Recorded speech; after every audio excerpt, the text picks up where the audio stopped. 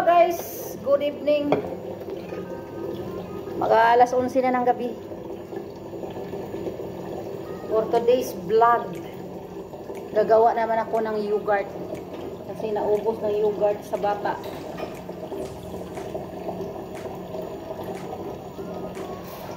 Hindi na ako pinabili ng nanay sa tindahan na yogurt. So guys, ang gagawin kong yogurt is powdered milk kaya wala mang fresh. So, 4 na basong ganitong water.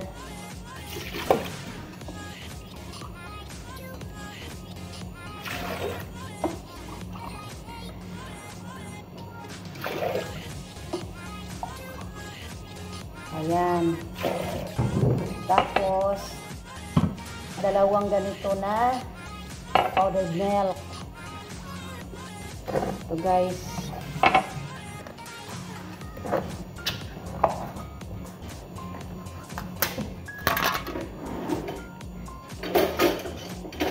pagtsagaan ko tong bata kasi naging paborito na din niya eh.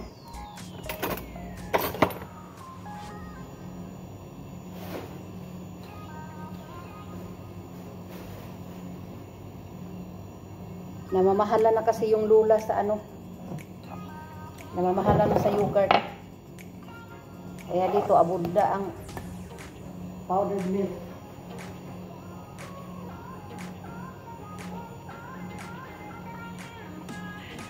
Every day other day ako maggawa kasi agad natapon.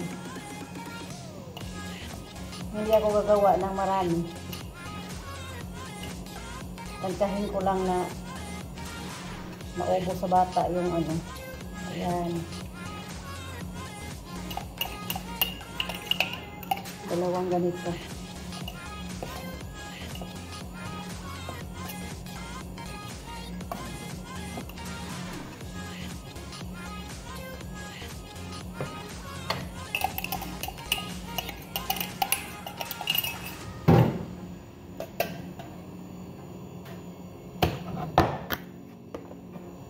Tapos pakuluan natin ito.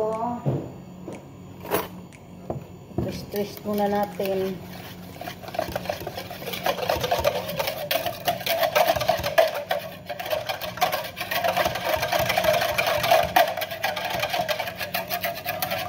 While maglinis.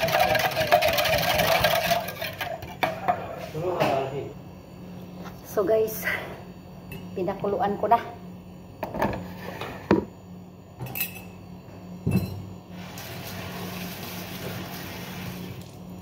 Tapos, i-rest natin siya ng 18 hours. So, bukas ng hapon na naman. Maano na siya. Mag-yogurt na.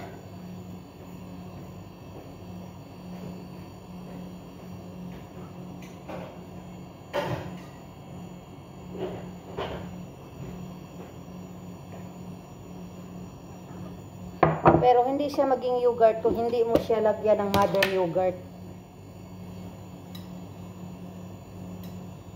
Ito yung ilalagay ko. Tapos balutin siya ng ano, balutin ng towel. So ito na po siya guys. Ito siyang salaon, kinaaman siya mother. Mother. Tapos, ipapalamig natin to siya. O yung ano ba? Maligam-gam.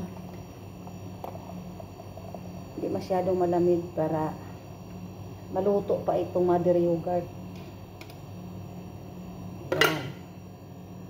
Habang naglilinis pa ako, malalamig pa yan.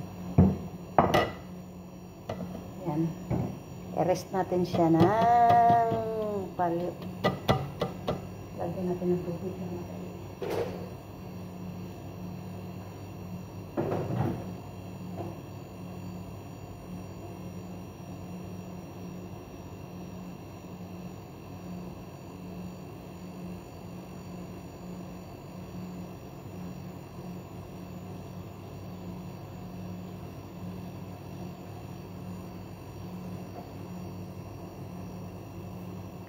para madali siyang malukewarm.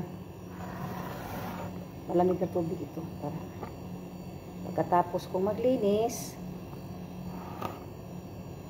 matatapos dito siya.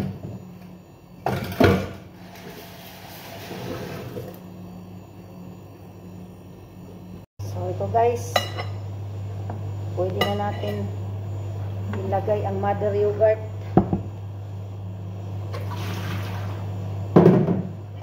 Tanggalin natin itong another mother.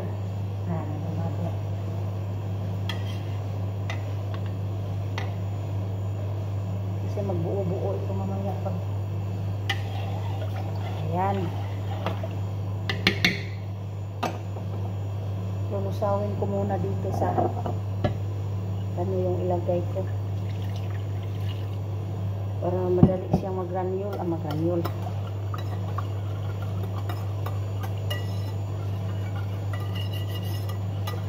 Kasi dito ko din siya ilalagay pag maano na.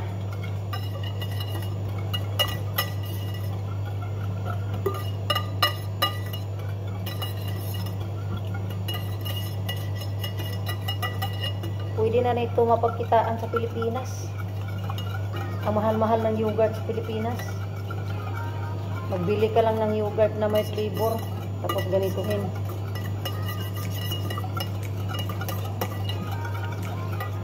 Masustansya ito sa mga bata. Mga bata nga dito, walang vitamins eh.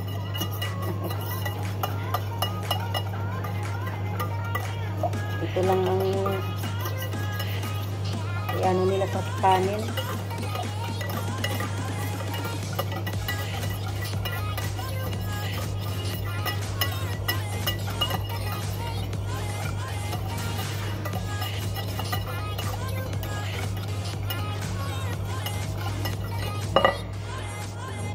Hanggang lusaw na.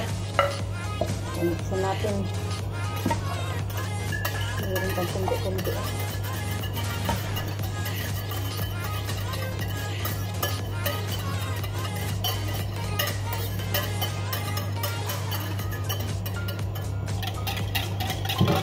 Yan, itong init nito, ito yung makapatigas. Kasi babalutin natin ito mamaya ng towel.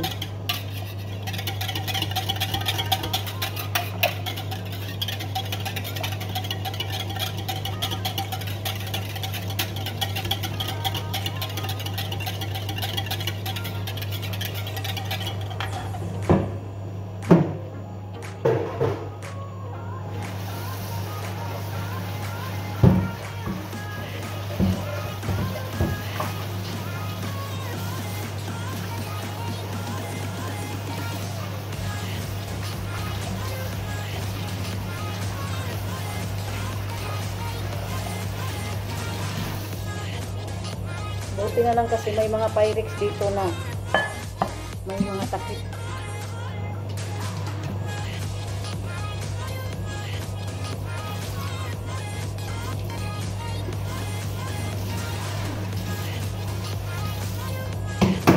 Hindi na ako mahirapan pag ano sa nylon.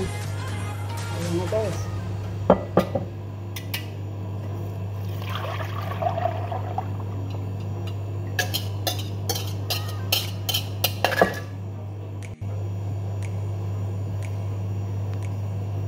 Guys, balutin na natin.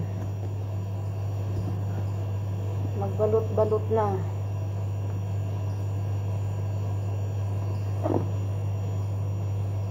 Tama-tama lang talaga na gumawa ako nito kasi lalayas ako bukas. Mapunta na naman sa farm. Diyos kong farm. So guys, ilalagay ko na ito sa malilim na lugar.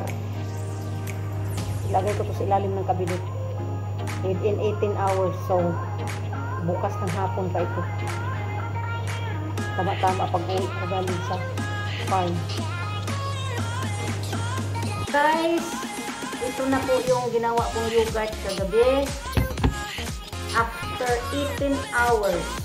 Ano siya?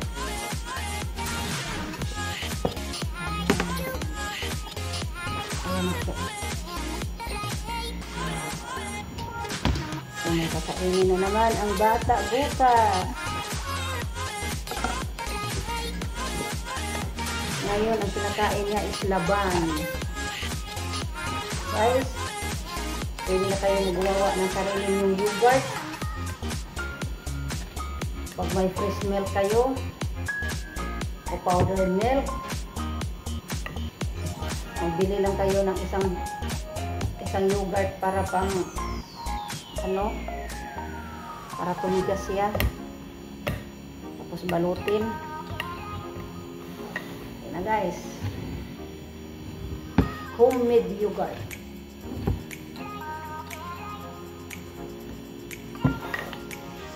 Ang gustuhan sa bata. Bawat kain niya, hahanapin niya itong yogurt. So, ilagay na natin sa ref. Kasi, tigas na. Yogurt na talaga. Sticky. Ito na din ang ginagamit ko sa nagawa ako ng tinapay. Hindi na ako magbili ng yogurt. Ito na din ang ginagamit ko. Diba? Nakasave ng ating amo. Ako yung papasalamat din sa ating mudra. Kasi magagamit ko din sa Pilipinas. May mga bata doon. Experience lang.